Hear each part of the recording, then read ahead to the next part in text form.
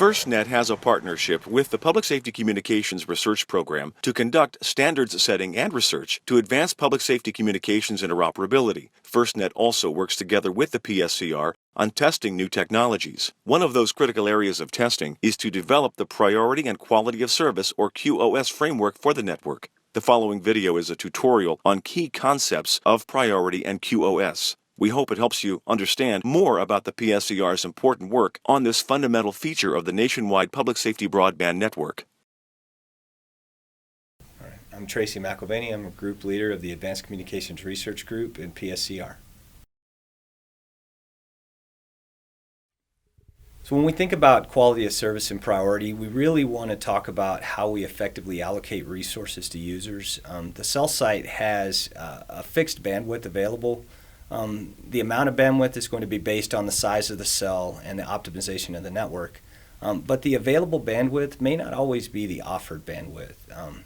Depending on the number of active users and the conditions in the environment, the offered load may be less than the bandwidth of a cell. Some of the key variables that affect the offered load of a cell are the bandwidth of the cell, the uplink and the downlink throughput of the cell, the number of active users, and the number of active data connections that they use.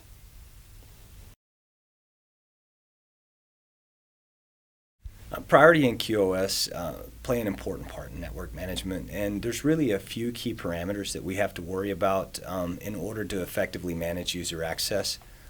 Some of the things that we need to worry about are how are we going to manage priority access of the user?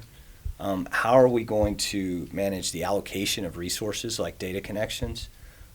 Can that user preempt resources from other users or not? And can resources from a particular user be preempted? And lastly, as the user gains access to the network and launches applications, how should his applications perform?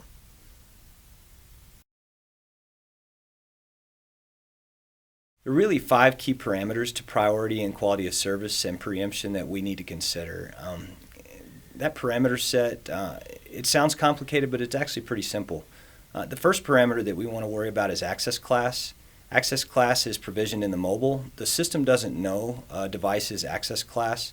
Basically, the access class allows the device to understand whether it should tell the system that it's a priority user or it's an emergency user.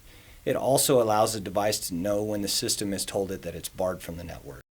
The next parameter we want to look at is allocation and retention priority, or ARP. Allocation and retention priority is provisioned in the network, in the subscriber's profile. It can also be changed dynamically. And basically, the ARP value allows any eNodeB cell to determine what the priority of the user is in order to allow him on the system in a specific order or at a specific rate. Next, we'll talk about preemption, vulnerability, and capability indicators. These are also provisioned in the user's profile.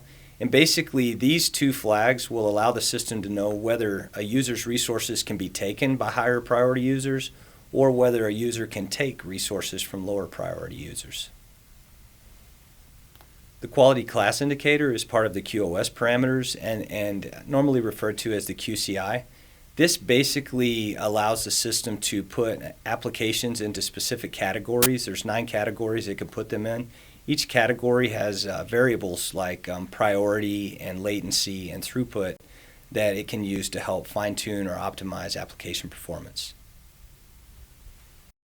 Lastly, we have the bitrate parameters. They allow the eNodeB to schedule data on the downlink or grant data on the uplink. And basically, the system will look at specific users or specific applications or groups of users and applications and follow the bitrate rules to manage the bandwidth of a cell.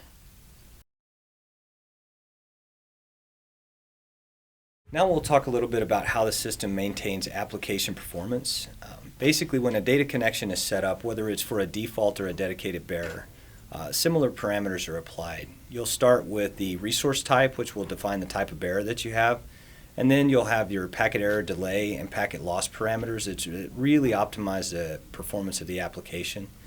Next, you'll have the QCI priority, which allows the eNodeB to schedule packets over the air based on the application type.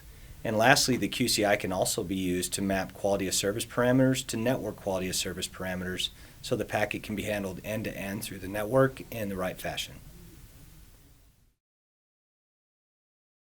Thank you for checking out the video on key concepts of priority and quality of service. Stay tuned for future videos on important technical issues surrounding the nationwide public safety broadband network.